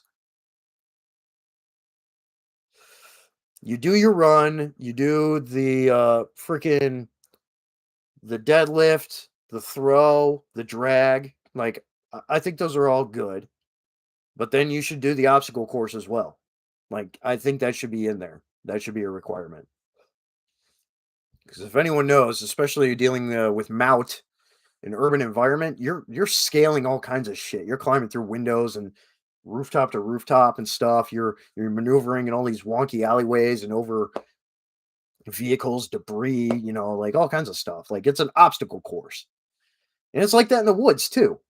You got freaking rocky terrain, you got down trees, you got all this stuff. Like it's an obstacle course out there, no matter what. So you should be running that too. It should be obligatory in a fitness test.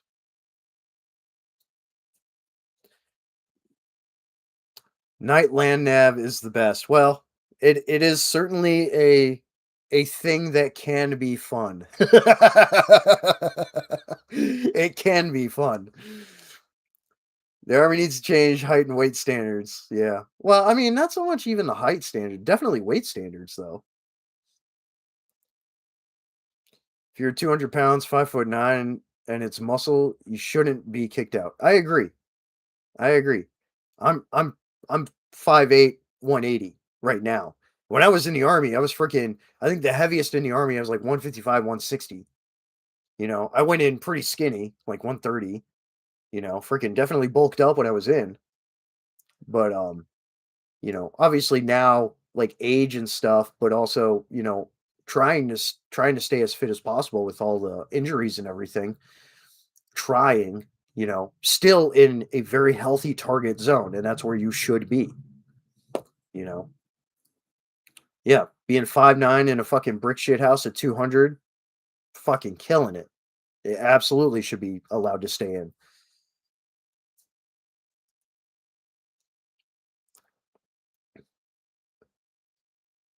In our QI6, time to watch some Minnesota Wild hockey. I don't really watch sports at all, but that's one of the few that I'll give a pass on. You have a good one, bud. You watch out for deer and tell your folks I says hey. Send me over a casserole when you're done. Take care, dude. 300 black. Yeah, that's true. BMI requirements. Most of the British Army pretty skinny, had to drop a few pounds. Yeah, that's crazy. Like if you're getting some if it's muscle and endurance because you need both, right? Randall over at Grunt Proof talks about this all the time with fitness stuff, and he's on point about it. Like you should be good to go. Yeah, right. Lovely. LT's worst nightmare is the nighttime land nav. Absolutely is. Uh, yeah, no, I, it's not BCT. BCT is still 9 weeks. It's your AIT or your OSIT, your one station unit training. When I went through infantry school, it was 14 weeks. Now it's 22 weeks. Stricter PT standards, like, yeah, it's good. Standard BCT, depending on the MOS, because it does depend on the MOS that you're in and whether it's OSIT or you're going to have an AIT after. No, unless that was extremely recent where they changed it to 13 weeks, because I haven't heard that yet. But I know for some people, they're still doing 9 week. and then going and doing their AIT. So there's some nuance there, and it depends, or it's a staged phasing that they're doing that. But like infantry OSIT went from 14 weeks, like when I was in, to 22 weeks. So which I think is good because it is a little more akin to like the Marine Corps way of doing it, because you have your basic and then you go do your infantry schooling. They don't have it separate. They have it separated. It's not an OSIT for them, but for the Army, having a longer OSIT for infantry school, I think is a good thing. Um, yeah, yeah. I shot the 240 Bravo plenty of times. 240 Bravo, and the Lima. Not so much the Golf. The Golf is the bigger one. Um, but the Lima, which is like the Para, the shorter version, I've got some time on that too from the private sector side. And then 240 Bravo, yeah, in the Army and private sector side, yeah, great platform. I like the PKM a little bit more just because of weight. I do not like the PKM because of the non-disintegrating links. If they changed that, like PKM would be best squad automatic weapon out there. But 240 Bravo is great. It's a great platform. Way better than the Saw, my opinion.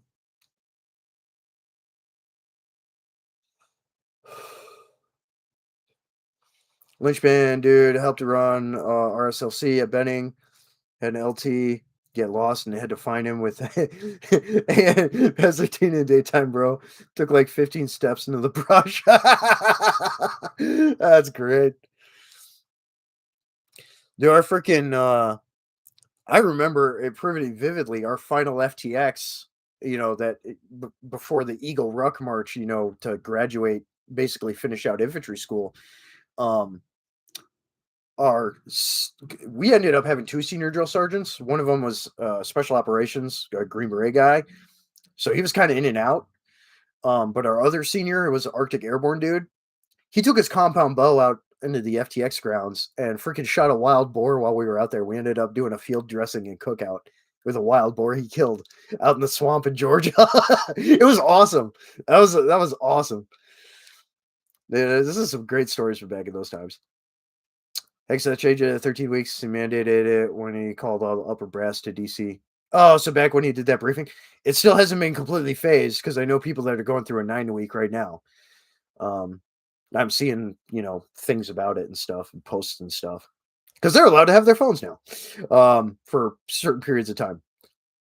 you know, um, the Ranger Black, British Army also changed fitness test from a beep test to a 2 kilometer. Armors are starting to change for the better. Okay, that's good. A 2K. So that's like not quite a mile and a half, or just about a mile and a half.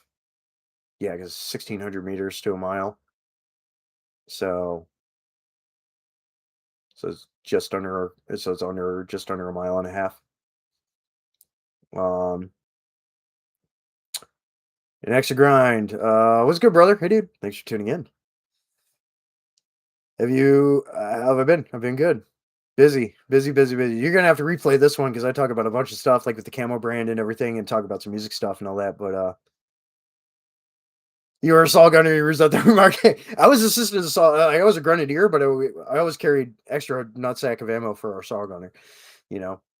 Occasionally I would be nice and carry a spare barrel for him, but the saws just bitched out in the desert, man. Doesn't matter how much you cleaned them. You had to pamper them. You had to feed them so much goddamn lubricant. Like, whereas the 240 and then like the PKM and stuff, they just ran. So sorry, bro. Saw's fun as hell to shoot, but it'll bitch out on you in the desert. Yeah, clear stairwells with 240 Bravo is a thing. It's a thing. Yes. Yep. Yeah, we were doing it with M16A4s and stuff too, and I had 203 on mine, the M203 on mine and stuff. Full length rifles. Yeah. Oh yeah, CQB. You need 11.5. You need 14.5. No, you don't. Fucking, you're gonna do it with a full size A2 or A4, and you're gonna like it. You're gonna do it well. Oh, okay. It takes effect in January. That would be why. Robert. That would be why.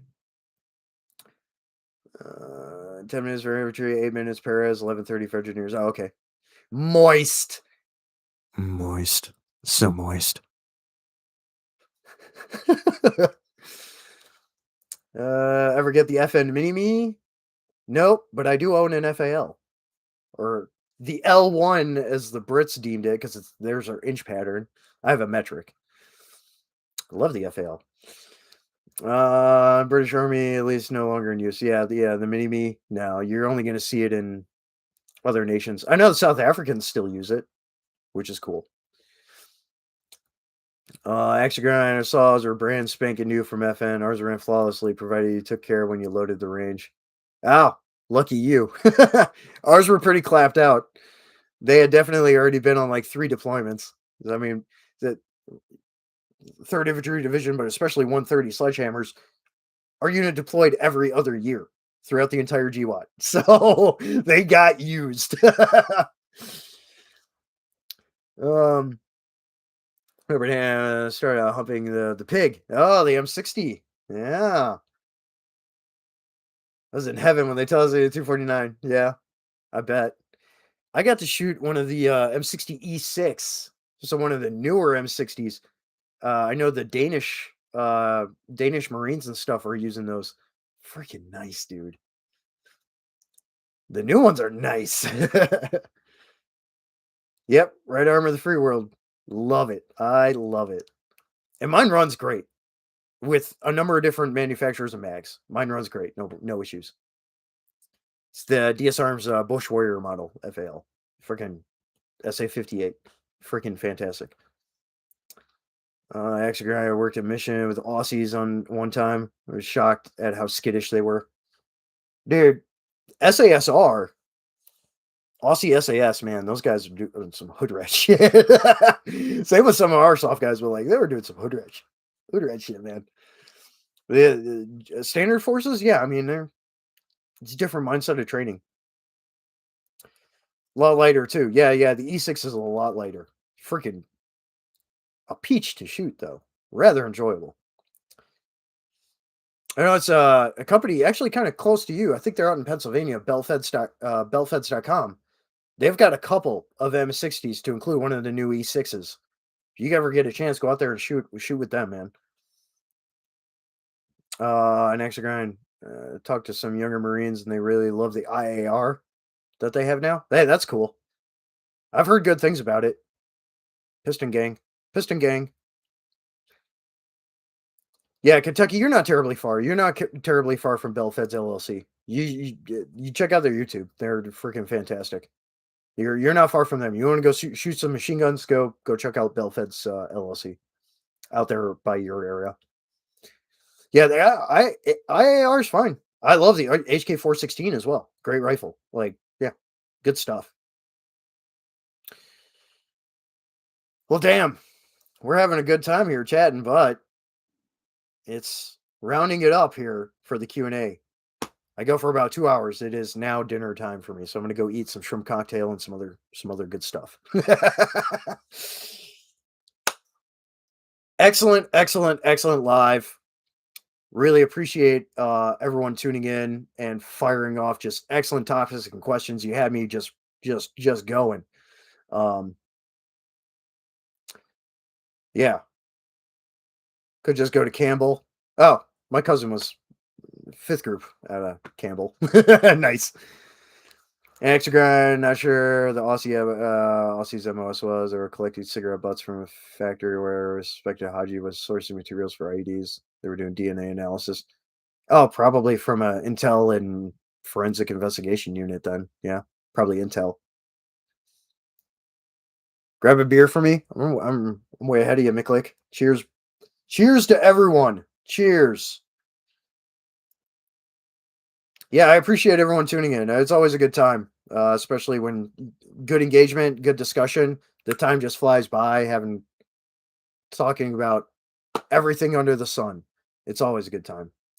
So I appreciate everyone coming in. Cheers to all of you.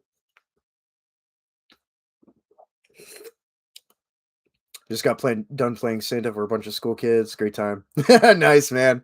That's cool. Cheers, yeah, cheers to everyone. Merry Christmas, blessed Yule, happy holidays, Merry Festivus to the rest of us. Whatever you celebrate or don't, whatever. Happy holidays. Enjoy it. Yeah, definitely rewatch. Anyone who came in late, hit that replay. I appreciate everyone very much. Great questions, great topics. Very happy to talk with everyone. FRAC-T, Fractal Spectral Camouflage Systems. You want a Swift Design and Textile sling? Go check out Swift Design and Textiles website. It's also listed in the Proud Partner section on the FRAC-T website. You just click on their business logo, the business logo in the Proud Partner section. It directs you directly to their website. Um, yeah, I'll check out the console tools as well, Mick. Like, I appreciate it. And with that, yes, everyone have a safe rest of the year. Enjoy it. Go out and enjoy the wonderful winter wonderland. If that's a thing near you, we've got about 10 inches of snow, almost 11 inches of snow on the ground here. Um, and we're supposed to have a severe cold dip here. I'm going to be enjoying it. Um, people hate it. That's okay. They don't like it. They can move. Anyways, everyone, have a great rest of your week. Have a very great weekend. Great rest of your year. Stay safe out there. Great holidays to everyone. Happy New Year and all the good things. Hopefully, the train of good things happening continues through next year for everyone. And I will keep everyone posted on all the stuff, music, and camo brand otherwise. Yeah, absolutely. Happy to help. And yeah, thanks again, everyone. And with that, metal up. Out.